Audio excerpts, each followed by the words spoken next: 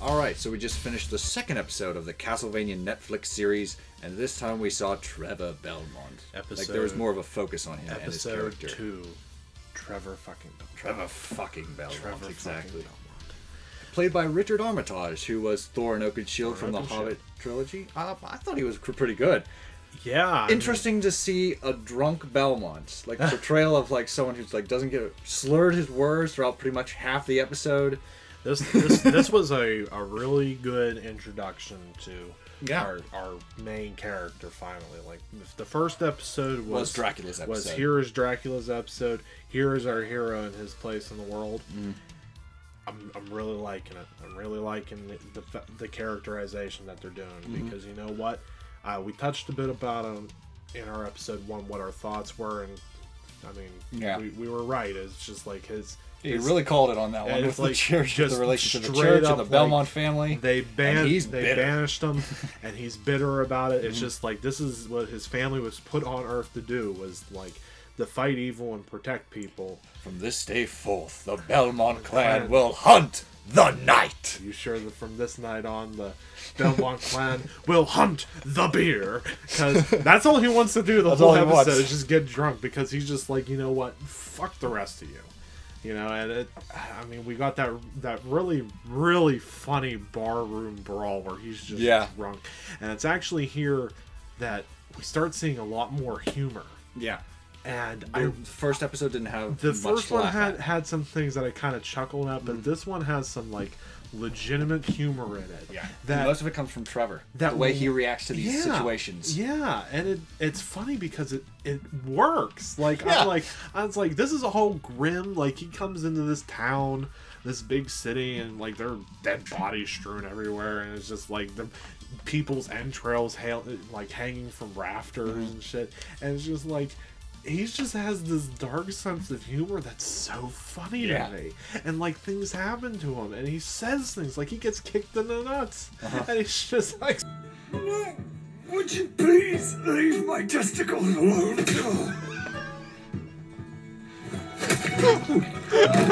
At the same time, it's interesting because, like... Again, this whole episode, like...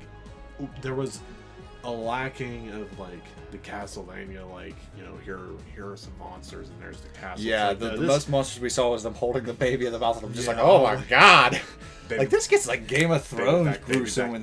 So I think it's like ribs. But no, when it comes to like how graphic this gets, it pulls no punches when it comes to the violence here. No, it doesn't. But you know what? At the same time, I feel it's necessary. It is. It reminded me of Logan, like even more so because this was something I'm more invested in. Yeah, because if you're gonna tell a story, and again, it's not gonna be the black and white. Dracula's bad. Belmont's people are good. Like no, if you're gonna do Dracula's not fully evil in this. Trevor's not this Captain America right. He curses. He's a drunk. He goes to these questions whether he's even gonna. He goes to these speakers, I believe it is. And he's like, "I'll have a drink," and they're like, "We'll give you some water." He's just like, "Oh, never mind." No, never mind. That was my favorite line of the whole thing. Not what he wanted. No. Would you like something to eat? I prefer something to drink. Arn, bring our friend some water. Oh, never mind. Maybe you can just tell me why you're here. Because he just wants a beer.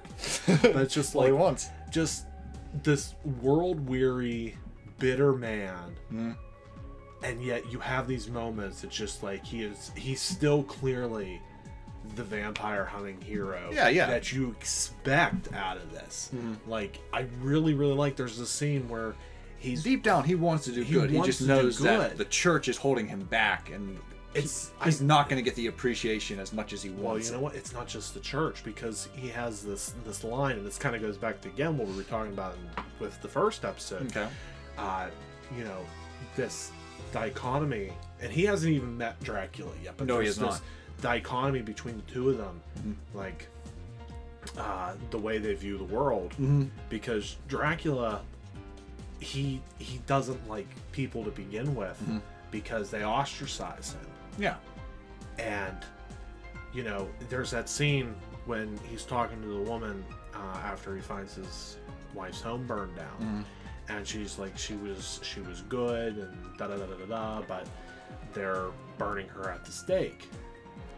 And he makes mention of how in the first episode Dracula is like they had a choice. Yeah. And they chose to do nothing. Yeah, they chose to do nothing in the face of Trevor says something evil that we here. see. Yeah. In the face of the evil of what we're seeing from the church's actions. And here we are, and here's Trevor in this episode saying the same thing. And he kind of has the same... he doesn't hate people. Deep down, I think he cares. Yeah. But at the same time, it's just like, because of like the way they've treated him in the past and the way they've like completely ostracized him and his family, it's that same thing. He says it. It's just like, all it takes... for bastards, I think it's the quote of like, all it takes for evil men to prevail is good men to do nothing. That's what I was leading to. Like line. Symphony of the Night, like one of the well-written lines in Symphony of the Night is... That's because I actually think one of the presidents of the United States said that. Oh, well. Don't quote me on that. Sorry, I was about to give that to Symphony of the Night. I could be very wrong. But it is a great moment at I always consider that Alucard's thing, yeah. And it's just like he says, like, the only way evil truly prevails is when good men choose to do nothing. Yeah. And Trevor kind of says that. It's like, it's an interesting dichotomy between the two of them. So, like, I really like how they set his character up here. Mm-hmm. And... I mean, we have the introduction of these speakers, and again, we're seeing just like now the church is kind of like pinning all the bad stuff that's happening, like at least in this town, on the speakers, because they're kind of like gypsies in a sense that practice magic and shit. But again, it's just I watched Hunchback of Notre Dame. But it's just like it's another way of looking at the world, and I'm wondering like this. Because they're talking about a missing member of this speakers clan that Trevor kind of hooks up with, because they're kind of a similar situation to him, in the fact that they're ostracized by society and not really accepted. Yeah. And he kind of feels a kinship with them.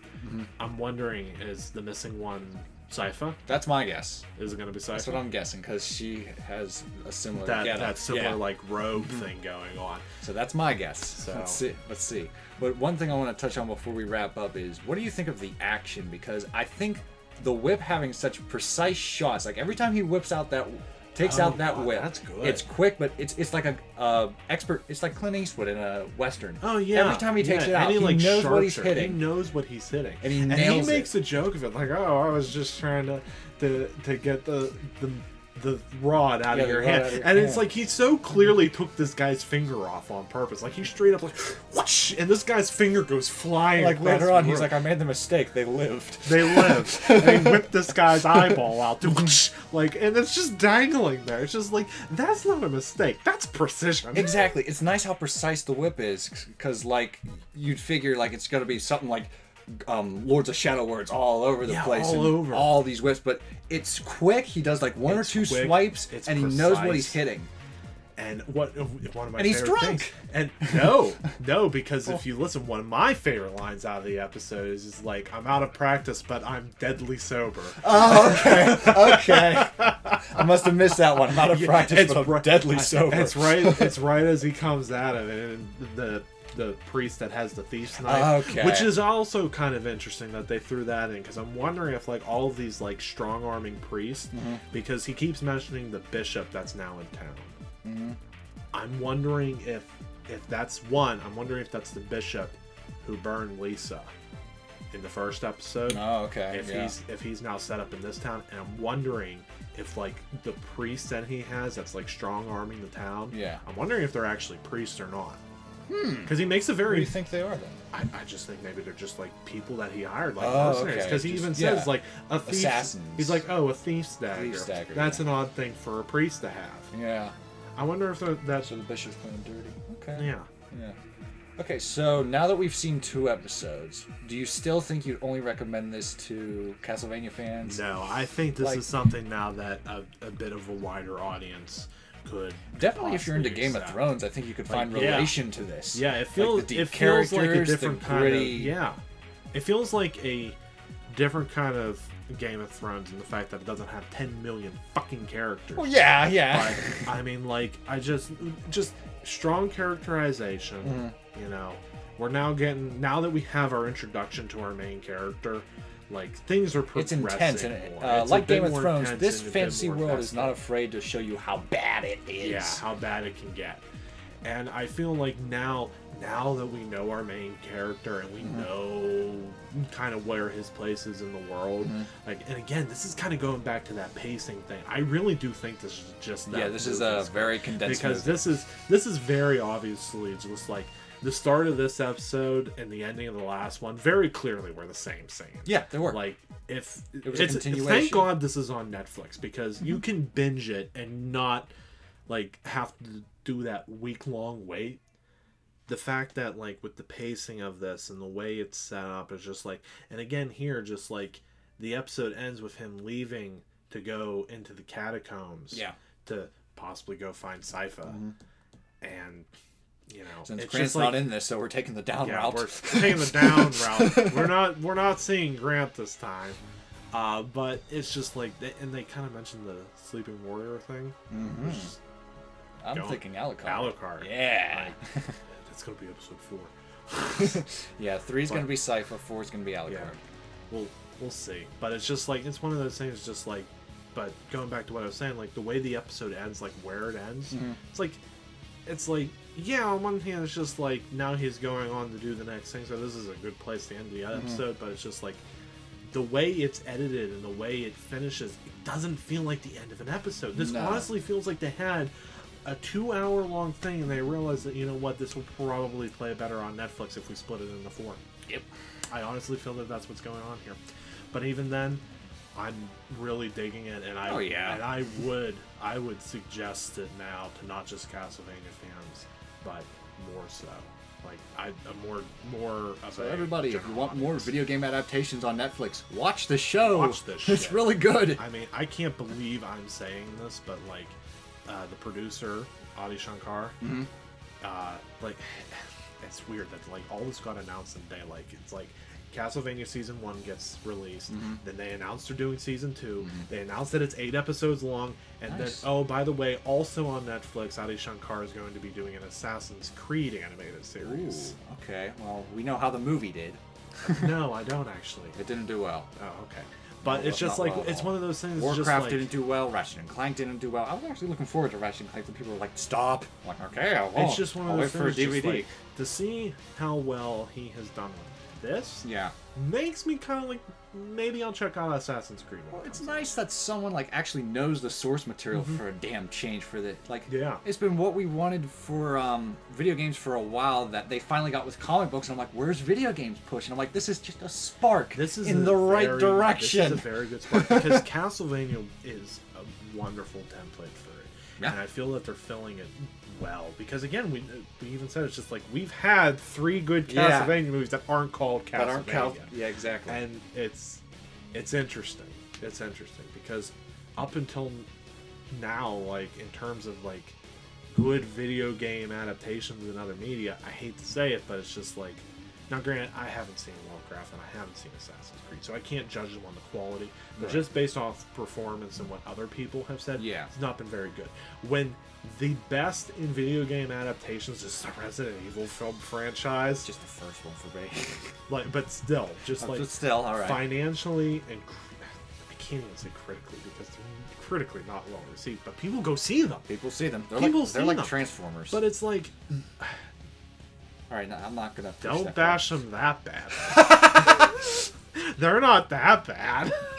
Okay, I don't like them, but anyway. But it's just one of those things. It's just like, it's nice that now it's just like, you know, to have somebody else who knows the material. Because say what you will about Paul W.S. Anderson and the Resident Evil franchise, he knows the games. Right. And he knows what works in those games and what's interesting about those games. The thing is, like when he incorporates those elements into his movies, he's more interested on showing off his wife. Yeah. And the Resident Evil elements are more in the background. They support an action movie starring his wife rather than it all being one major tapestry of like, this is Resident Evil. So far, that's what I'm getting with this. Is like, this is just like, we're not trying to showcase one particular thing or not. It's like, no, this is a Castlevania story.